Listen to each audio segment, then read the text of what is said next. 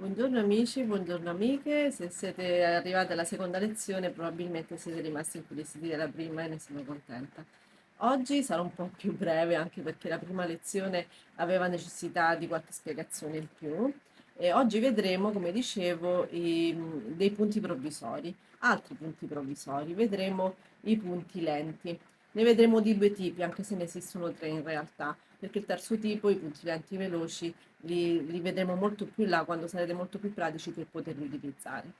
A che cosa servono i punti lenti? I punti lenti servono a replicare dei disegni da una parte all'altra del tessuto, che vuol dire che se io piazzerò il mio cartamodello sul tessuto segnando col gesso tutto il contorno, avrò necessità che dall'altra parte del tessuto, perché il tessuto è doppio, dovrò avere il disegno identico e in maniera perfetta. Quindi che farò? Andrò ad eseguire dei punti lenti che ci permetteranno appunto di replicare in maniera precisa e perfetta tutto il contorno del nostro cartamodello segnato con il gesso e anche i punti specifici importanti come gli appiomi, ma vedremo poi che cosa sono più là quando faremo i capi, cominceremo a fare i capi per intero.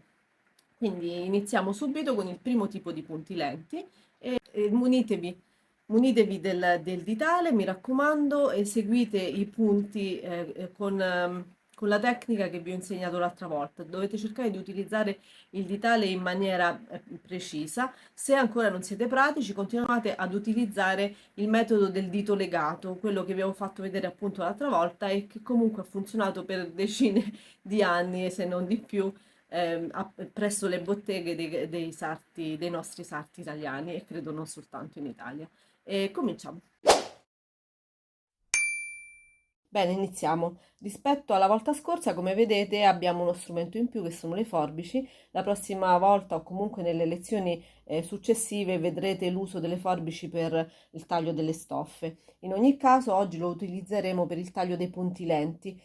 Che cosa ho fatto? Come vedete, ci sono delle linee, una dritta e una curva, perché i punti lenti, dovendo replicare dall'altro lato un disegno, per evitare di perdersi la curva come un cerchio, se io dovessi farlo per punti molto distanti, difficilmente riuscirei a realizzare poi il disegno completo. Nella curva io dovrò fare dei punti più ravvicinati per poter poi ottenere un disegno più verosimile dall'altra parte dove non ci sarà il gesso. Iniziamo con il primo punto lento. Il primo punto lento è molto semplice rispetto al secondo e consiste nel fare dei punti di imbastitura come quelli che vi ho insegnato nella lezione prima, tirare il filo e nel momento in cui andrò a fare il secondo punto dovrò lasciare il punto appunto lento.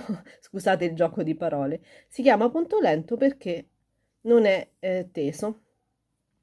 Ne farò una quantità necessaria a ricoprire tutta la mia linea e come vedete in questo caso non prendo molto, ma non dovrete necessariamente mantenere le distanze, la lunghezza del punto di 1,5 cm, 2. Si potranno fare un po' più lunghi e se siete precisi potrete prendere leggermente di più, ma non discostatevi troppo da quei 2-3 mm che vi ho insegnato a prendere l'altra volta con l'ago, ok? Questo è il mio primo punto lento. Nella curva necessariamente dovrò farli un po' più ravvicinati, quindi un primo punto lento, un secondo e via dicendo fino alla fine, sempre ravvicinato. Non si ferma il punto né all'inizio né alla fine dei miei punti lenti, quindi vedete non ho fermato e non ho fermato, li lascio così, ok? Quando vado a cambiare il filo comunque lascio un po' di lunghezza e li faccio più ravvicinati in curva e a una distanza più rilassata, diciamo così, quando si tratta di una linea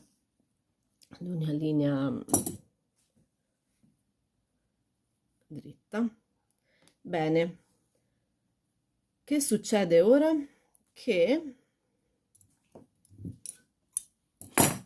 vedete adesso dall'altro lato avrò i miei stessi segni, ok? Li vedete? Come farò adesso a separare le stoffe? Semplice, farò questo lavoro qui, allenterò la distanza tra i due tessuti tirando i punti lenti, ok? E ecco l'uso delle forbici, andrò a tagliarli. Attenzione al taglio, nel momento in cui taglio non taglierò con le punte verso il tessuto perché rischierei di intaccarlo, quindi inizierò mantenendo sempre le punte parallele al tessuto, così, senza prendere troppi punti alla volta, ok?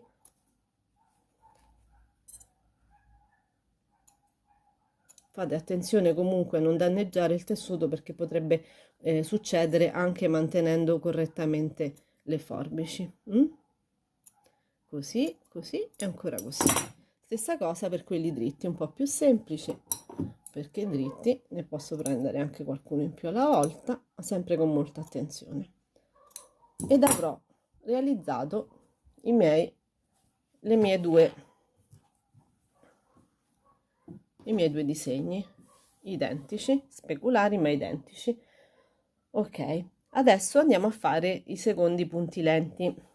Eccoci al secondo tipo di punti lenti. Quando li utilizzeremo? Lo utilizzeremo quando andremo a segnare e a replicare dall'altro lato delle parti di cartamodello, delle parti di abito che dovranno essere un pochino più resistenti, nel senso che nella lavorazione si tende a perdere qualche punto lento e invece noi abbiamo necessità in alcuni punti che non vadano persi, quindi noi cercheremo di utilizzare questo tipo di punto lento nei punti più sensibili. Come funziona? Funziona con un punto indietro, in questo caso posso prendere anche un po' di più, lento, quindi faccio un punto indietro, cioè rifaccio il punto indietro e un punto che viene ripetuto sullo stesso punto, nello stesso luogo e rientra, l'ago rientra nello stesso punto e riesce nello stesso. Viene fatto 2 volte, ma il secondo lascia il mio filo di imbastire lento e il secondo è dritto. Qui prendiamo un po' di più, quindi facciamo poi un punto come se fosse un'imbastitura che voi avete visto nella lezione 1, quindi un punto dritto. Vedete qui è un pochino più distante rispetto all'imbastitura. Andremo a rifare un punto su questo stesso e lo lasciamo lento. Rifacciamo un punto dritto, vedi un po' più lungo, non importa, e rifacciamo un punto indietro lento, così fino alla fine. Punto dritto, punto indietro lento, punto dritto, punto indietro lento, punto dritto, punto indietro lento. Stessa cosa sulla curva, quindi ne faccio un paio qui, ma il metodo e la lunghezza più o meno rimangono gli stessi, ok? Ok, adesso ho finito il filo, lasciamo così. Bene, adesso rispetto all'altro c'è un passaggio in più. Andremo a tagliare con le nostre forbici tutti i punti dritti, quelli piatti. Ok?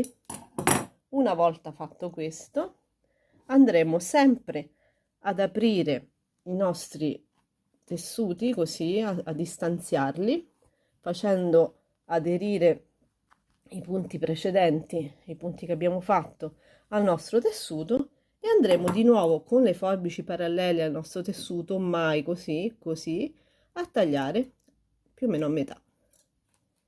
Stessa cosa qui, tagliamo, tagliamo e ancora tagliamo. E abbiamo terminato i nostri punti lenti.